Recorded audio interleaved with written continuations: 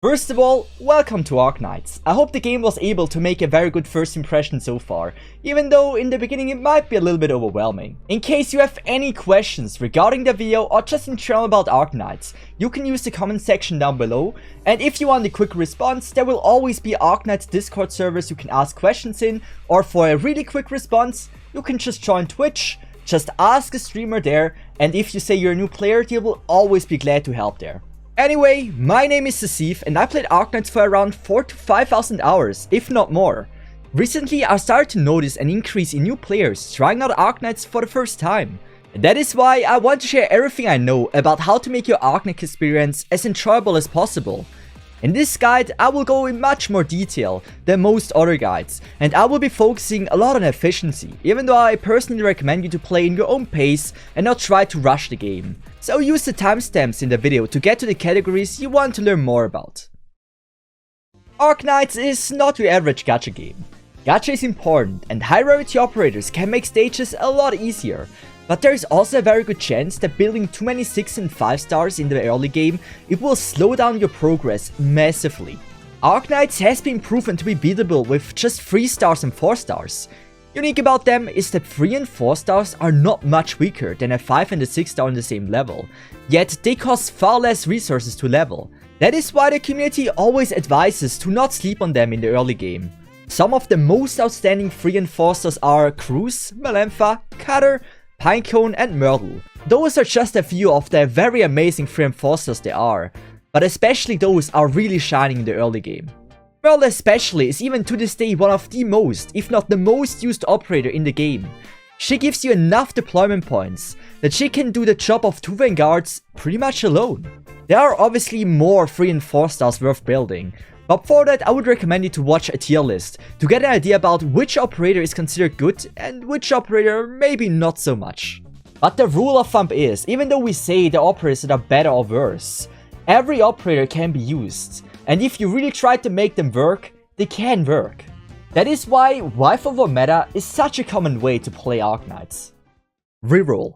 Maybe you haven't even started your journey yet and want to reroll for the most optimal operator. Even though I personally recommend to just go with the flow of the game and play with what you got, but for those that enjoy rerolling for the most meta operators, then I would recommend you to go for Mountain in the beginner banner. Even though he is a fairy, he will make your life a lot easier, especially because he is an outstanding lane holder, one of the best at his job, and he is super easy to use and understand. Thorns and Arcado are also super good units to get. Thorns has a super huge range for a melee operator, and Arcado is just a really good sniper. Flametail on the other hand is possibly the strongest operator in her archetype, but the game will give you Texas, another vanguard, later in the game for free, by doing all the quests in the quest tab. Therefore I would recommend not rerolling for Flametail, even though she is probably the second strongest character in the banner to get. As for Suzerain and Widdy, Suzerain is a great unit, but she starts to really shine once you can promote her to Elite 2, which is pretty much limit breaks in other gacha games. Problem with that is that it takes a really long time to get there, and along the way she won't be helping you as much as the other characters on the banner. As for Widdy, I would say she's the worst operator to reroll for. Even though she is the best pusher in the game, her use is the most niche from all of the characters, which makes her the least useful for the early game. In case you are not planning to reroll, but you just heard your pull was bad, this is only meant for people that are planning to reroll. All of the operators in the banner are really strong, and especially in the later game, every character will prove themselves to be a very good character to get. It's just that some shine earlier than others. Arknights does mostly do a very good job at balancing, and it doesn't matter which characters you have. If you try hard enough, you can make every character work. As for the rerolling itself, when creating an account, before the @ sign, you can add a number, and every time you fail the reroll, you can increase the number by 1. And this will create a new number, while the verification code will still go to your email. This is how you won't have to reinstall the entire game again and again for every failed attempt. After skipping through the dialogue and the first real stage beaten, you get 3800 Arundo in your mail, which you can use on the beginner banner. In case you got lucky and you're satisfied with the pull you had, make sure you remember which number you were on your email, and to ensure your account won't be lost ever, make a screenshot of your main screen, your friend card, and your bound account. So if there is ever need to retrieve your account, you have everything Yoastar would possibly ask of you. This I would recommend for everyone watching, regardless of if you're rerolling or not. While accounts rarely get lost, rather do it than be sorry if it actually happens. Which banner should you pull on? This question is quite a difficult one, especially because every account is unique. There will always be different banner than the ones I will be showing in this video. As for the beginner banner, just pull on it until it's gone. There is nothing that you can do wrong there. Most of the time there are 2 different banner, maybe even 3. One of them is the Colonel banner. I would recommend to not pull on this banner unless there are either waifus that you really want, or that rotation is just super good with 2 good 6 stars and some good 5 stars. The Colonel banner mostly consists of older characters, which are still very viable, but since you cannot get any green or yellow certs, which can be used to buy almost every operator you want in the shop, it's still a much better option to go for the regular banner. Most of the time, there is either 1 or 2 regular banners. One that comes with the new event and always have new operators in it, and one where there are older operators. Especially in the early game, I would recommend you to try to get at least 2 great units for every class. Vanguard, Guard, Defender, Medic, Sniper and Caster. Supporter and Specialists can be neglected in the beginning. If you want to fully maximize your efficiency, you can either check out a tier list where it shows how good a character actually is, or you can check out Aceships or Gamepress and read what each operator can do. More likely though, just seeing the numbers will probably not help you to decide which is actually a good character. Therefore, tier list is a much better option to get an idea who is good and who is not. Or the third option, just go into it blind and pull for the ones you like and see yourself how good they are. Since there is no PvP, there is no reason to fully maximize and rush the game. Waifu over meta, they say. Recruitments. This feature is one of your biggest friends in building a strong roster while not having to spend a single dime. So far, you might have been selecting tags randomly and just hope for the best, but there is a way to fully maximize it and increase your chances of getting a 5 or even a 6 star. It is very complicated and it's certainly overwhelming to learn in the beginning, with all the things you can do in the game. Rule of thumb though, if there is a color tag, just select the color tag. But in case you want to maximize every recruitment voucher, there are 2 websites I mainly use for this. Aceships or Gamepress. Both are linked in the description. Both calculators work the same, while when using the Aceships one, make sure you select the right server. The first thing you do is select all the 5 tags that you got in your recruitment. Once you scroll down, you can see which combination will give you what. If there's a chance to get a 4 star, always use this instead of refreshing. Obviously, if you get so lucky and you can select a 5 or 6 star, pick them. But most of the time, you get only 3 stars, and with that in mind, already a 4 star is a victory. Make sure when selecting combinations to put it on 9 hours, to decrease the chance of the tag randomly dropping off. And if you've never had that, it can be possible that just the tag you selected drops off if it wasn't going long enough. And even at 9 hours, there is a small chance it might drop off. If there are no combinations for 4 star or higher, save your recruitments if you're running out of them, or set it to 7 hours and 40 minutes to save yourself some LMD. By randomly selecting tags, you will make your recruitments more expensive. That only makes sense if you're aiming for a certain class or a character. So if you would want to get a 4 star guard because you don't have one, only selecting the guard tag is a very viable strategy. One important thing to mention are 1 stars. 1 stars are rare and can only be obtained in recruitments. There are certain combinations to get 1 stars, but you can never set the time above 3 hours 15 minutes, since this would make it impossible for 1 star to appear. So in case you get lucky and get a robot tag, only set it to 3 hours and 50 minutes to give it the highest chance that it won't drop off, even though the chance of it is still very high. So if it would actually drop off, don't be too sad about it. It happens to all of us. Also, there are 2 5 stars that can only be gotten from recruitments. Those are Vulcan and Indra. While they are not broken, having them at max potential gives you bragging rights. And with that, that is all you need to know about recruiting operators. And with that, I wish you happy recruiting. Friends. Unlike real life, friends are important, and having a lot of friends makes your journey a lot easier. While the game doesn't offer you a good way to send friend requests, The best way to get a lot of them is joining an Arknights Discord and ask for friend support, or joining a random streamer's chat and tell them you are new and you need help to progress in the game. I guarantee most of the streamer will be glad to help, and if not, let me know in the comments who they were so we can cancel them together on Twitter. The reason why friends are so important is because you can use one of their free selected operator in your team. The level is adjusted to the elite level of your strongest operator, so if you don't have a single elite 1, level Cruz or Malantha to elite 1, and now you got much stronger friend support that will carry you. This also allows you to play wife over meta. If you just build the characters you like the most, you can still borrow very strong operators from your friend tab and be able to clear most stages. Important to note here is that every stage you beat with friend support will not save the run, and in case you want to farm said stage, you would need to beat it again with your own units. What to buy in the store? The store is amazing and offers you various needed materials that you should buy. The first section is the Recruitment section. Unless you're an upcoming whale, this section will not be of any interest for you. Next up are packs.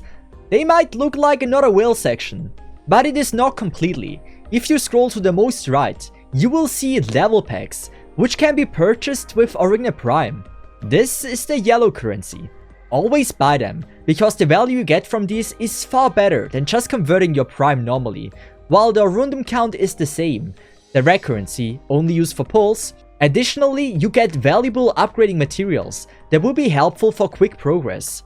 Also, if you're planning to whale at one point, start with the monthly card, because out of anything in the shop, this is the most valuable one. Next are skins. Here you can collect a free Fang skin if you scroll to the most right. Skins don't give you any in-game advantage, besides making your waifus and husbandos even hotter. There are 4 different skin styles to buy. 15 OP means they have a new design, but no animation in the base. OP by the way means Arknights Prime. 18 OP is with animation in the base. 21 OP means it's a live 2D skin. And 24 OP gives you an animation every time you open the game, as long as this character is an assistant on your main screen. If you're planning to stay free to play, I would not recommend buying skins, unless it's for your favorite character. Keep in mind, the more Arknights Prime you spend on skins, the less pulls you can do. 33 to 34 Arknights Prime equals to 1 temple, so if you plan to buy one, make sure it's a skin you really love. The certificate section is the most interesting section for us. Arknights is known to be one of the most generous gacha games out there, and beside the amazing pulling rates, this section also played a major factor in getting this reputation. The yellow and green certs are obtained by just doing pulls, so you will get them automatically. With the green certs, you should always buy in section 1, the heat hunting permits and the rundum. Additionally, you can buy the rest as well, if you plan to go for section 2. In section 2, you can buy specific materials you need to upgrade your operators, or even buy 4-star and 3-star selector packs, where you can decide which operator you want to select that you get guaranteed. Obviously, it's rather expensive and I would not recommend going for that. The gold certs you get for pulling a new operator, a 5 or a 6-star operator, or a 4-star operator once they have max potential. In the yellow cert shop, there are only 2 really important things to consider buying. Either buy one of the 6 stars if there is one that you really want, or heat hunting permits, in case you desperately want the new unit in the current banner. Especially in the early and in mid game, I would never recommend buying the heat hunting permits, since the value you get from these is a lot less than just buying a specific operator you get guaranteed. And if you ignore my warning and want to buy the heat hunting permits, make sure to have 258 yellow certs ready to get all of them. If that is not the case, the value of buying them is absolutely terrible, and you most likely start to regret it once you see the luck wasn't on your side when doing the pulls. The blue certs can be ignored, since you probably listened to me and didn't waste any pulls on the kernel banner. But if you did, here counts the same thing as for the yellow certs. Only go for the 6-star instead of more pulls. In the red cert shop, you can buy operators as well, that are only available in this shop and can't be pulled in regular banners. Here I would recommend to buy at max only 1 copy of everything in the beginning, since especially the 5 stars are very expensive to purchase. I would recommend to not get any of the 5 stars in early and mid game, since buying chip catalysts, which is an important resource to elite to your operators, gives you much more value than an average 5 star. As for the 4 stars, Pudding and Ethan are pretty good characters, and getting at least one copy of them is definitely not a bad choice. Ethan will be more helpful in specific events in the mid game, so there's no rush in getting him. As for Pudding, she is a decent caster and is not a bad investment even in the early game. In the end, the most valuable thing are the chip catalysts. Once you plan to start working on the elite 2s, all the 5 stars and 6 stars need them. Next is the limited banner currency, which if you haven't touched them, you will likely have 200 of them, in case you didn't forget to collect them in the mail. I recommend you to save them and use them once you need some of the tier 4 material. Those are the one with the pink circle around them. You shouldn't waste them on any lower tier material, since the value goes only down, the lower tier the material is. And the intelligence certs are for rerun events. You will likely have 0 of them, but how they work is once an event is done and you bought everything in the shop, it will rerun in a year, and if you clear it again, some things in the shop will be duplicates, and those will be converted into those certs, so you can use them in the shop as replacements for what you already had. Next is the furniture store. This is the only thing I truly beg you to never do. Never use your Ringnet Prime to buy any furniture here. I have 60,000k screws on my main account and I could buy anything I want. Obviously, buying furniture is fine with screws. You can speed up the time your units need to recover in the base. It's just that it's never worth spending any Ringnet Prime on these. Please, just don't do that. And finally, at last, we have the Orange Cert Store. In this shop, you can buy various different materials and operators for free. Operators only appear after a certain amount of certs are spent, while Career is a decent vanguard. Since you get taxes from the missions, I would not recommend leveling him. As for Gaviel, I personally really like her design, and she's also really good gameplay wise. If you don't have any good healer above 3 stars, she will likely be a good addition to your squad. And the last operator that you can possibly get from there is Donar. It will take a bit more time to get her from the shop, since she will only appear after you have Gaviel and Career max potential. Most likely since then you have been playing for weeks, and by then you will have better defender to use. Especially in the beginning, as a tank she will be struggling to stay alive. Therefore I would not recommend leveling her.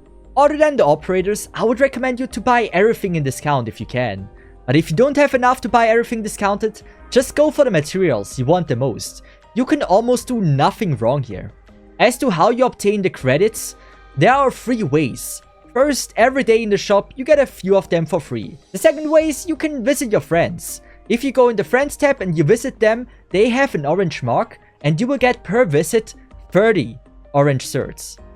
And as for the third way, you need to have in your base the reception room built. Your goal is to get 7 different clues and then start the research progress. This will take 24 hours. In the process, you will get a lot of clues that you won't need, and those can be sent to your friends. Hopefully, they will do the same for you. By completing the research, you get 210 orange certs to use. And those are the 3 ways to obtain them. But with that, this is everything you need to know about the shop. Gameplay. I briefly touched on it before, but the rule of thumb is to just have 2 operators of every category, besides support and specialists. Important to understand is that the same team probably won't work for every stage. So every once in a while, you just have to make little adjustments. Upon reaching chapter 2, you might realize, hey, my snipers are not dealing any damage anymore.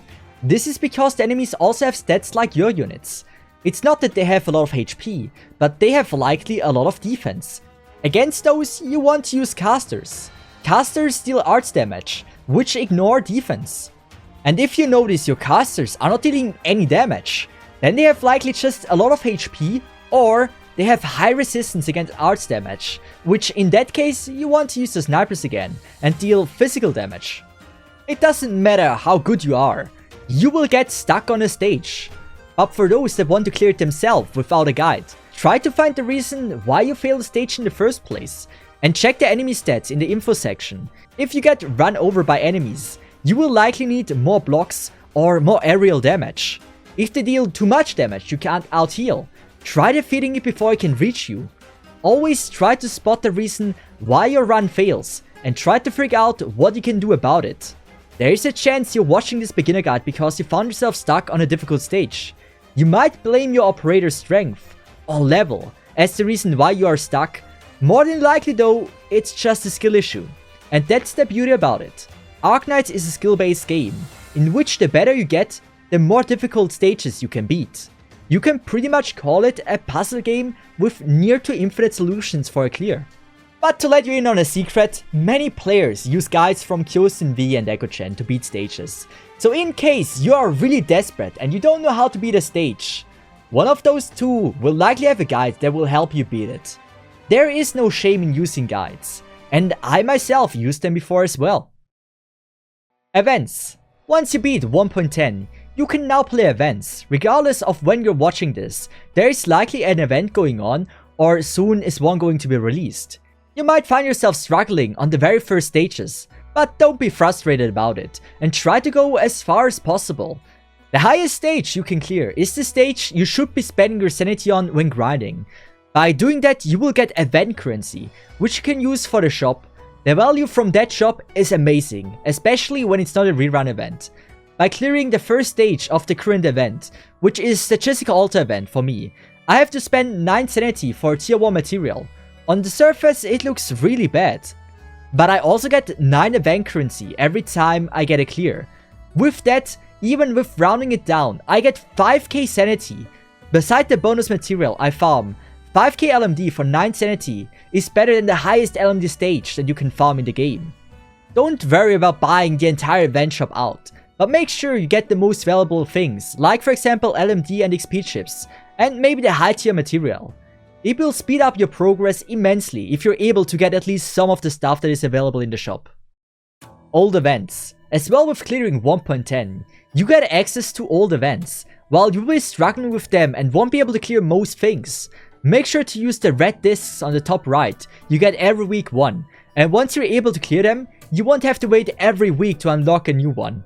Also, make sure you unlock them from the top to the bottom to have an easier time beating the events, since the old events are at the top.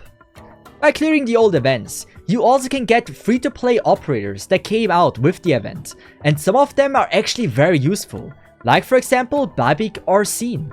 Important to mention here is that there is no requirement to level any specific operator beside Amiya. You might have 2 very good casters, but Amiya is pretty much 2 in 1. With her second skill, she can deal a good chunk of arts damage, while once she is E2, she can deal something called true damage.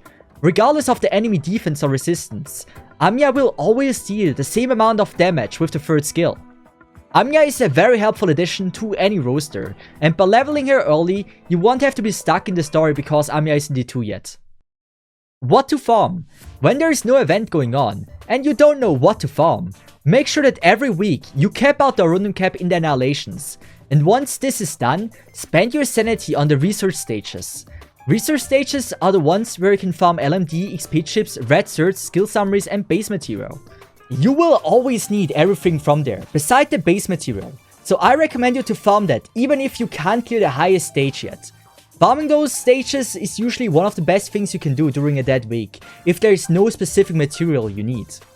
But in case there's a specific material you need, I will link a spreadsheet in the comment section, which will show you which stages are the best to farm what materials. This way, you can fully maximize your sanity spent if this is something you're interested in. What to ignore? There are 2 game modes I would recommend you to ignore for now. One is called Integrated Strategy, short IS. This is the most liked mode in Arknights, but it is for endgame only. You can try your luck and see how it goes, but likely you will just get your ass whooped there. It doesn't cost any sanity, but to save yourself some real life sanity, I would recommend you to not try it over and over. The other thing is SSS. If you find a way to grind it and can max out the reward, that is great for you, but it will likely take a shit ton of time. And you only grind endgame material that for a really long time you won't be able to make a good use of. 5-star voucher. You might have noticed that the game gives you 2 5-star vouchers, where you can select between various different 5 stars. While it is tempting to use immediately, I would recommend you to wait for a few weeks. with using them. And then check out your current roster to see what classes and archetypes you're currently missing good units in. Once again, a tier list is a good way to double check how good the operator is that you're planning to select. But going with your intuition and check out it yourself how good a character is totally fine as well. Possibly even more fun. And at last, and maybe the most important thing, but likely also the most annoying and complicated thing, is the base. The base is pretty much a minigame in itself. On the left there are 3 different center. First is the trading post center, for either grinding LMD or Rundum. But please, grind LMD only. Grinding or Rundum is possibly the most wasteful thing you can do in the game, and the few pulls you get per week are not making up for the resources spent to get those. So trading post is for LMD only. Next is the factory, a great place to farm gold bars, needed to produce LMD in the trading post, or XP chips as well. Find a good balance for yourself to be able to farm LMD and XP chips, even though with only 3 facilities in the beginning, this is pretty much impossible. So you might have to wait a little bit longer so you can actually farm both at the same time. And at last we have the power plant. The power plant is easy to understand. The other 2 facilities need power, and one power plant can only produce so much power. So make sure your power plant produces enough power so you can power the other facilities. The more you progress, the more you can upgrade the base, allowing you to grind more XP chips and LMD automatically. The entire left side of the base can be set up the way you want. While in the middle, there are only dormitories. They are used helping your operators recover from the work they have done for you. And as for the farmost right side, there are in total 4 unique facilities. First, we have the reception. Upgrading this gives you more friend slots and more orange turrets you can use to buy materials and operators in its shop. The second one on the right side is the workshop, which is one of the most used one. You will use this if you have enough tier 1 materials to combine them to have one tier 2 material. Very nice to have, and if you need any specific materials, you will always be grateful to have this option that you can convert them up. The third thing you will get is the HR office, which is very nice for the recruitments. By upgrading this, you will have more slots for recruiting operators. And by upgrading this, you will get the ability to refresh the tags that you have already gotten.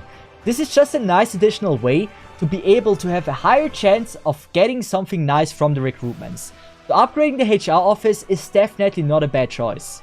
And the fourth thing you will get very late in the game is the training center. You don't have to worry about that at all, but once you have an operator E2, all of those skills can be upgraded even further. This is what we call mastery, and you can upgrade the skills up to mastery 3. Those are the dots that you can see when looking at a skill. And if someone is mastery 3, those skills, most of the skills that you can do there, are very strong after upgrading to mastery 3. So for endgame, make sure you focus on this a lot, because it will make your roster much stronger.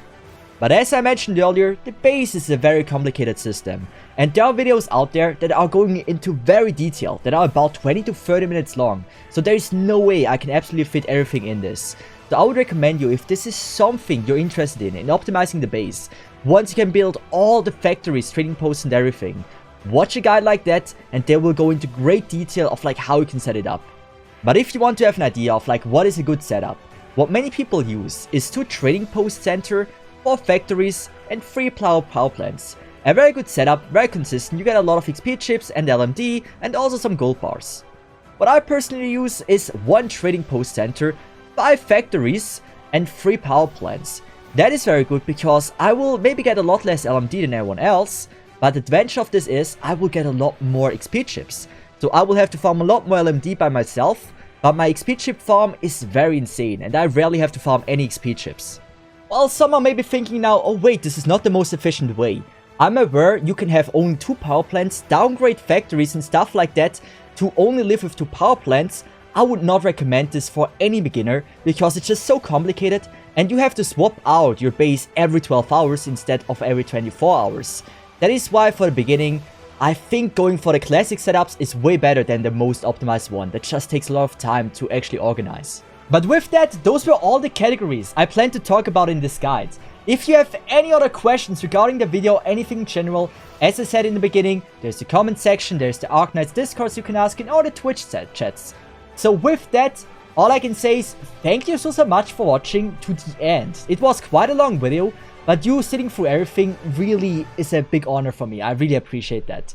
And with that said, I hope you learned something new, and I would say, have a nice one, have fun with Arknights, welcome to the game once again, and I would say, see ya!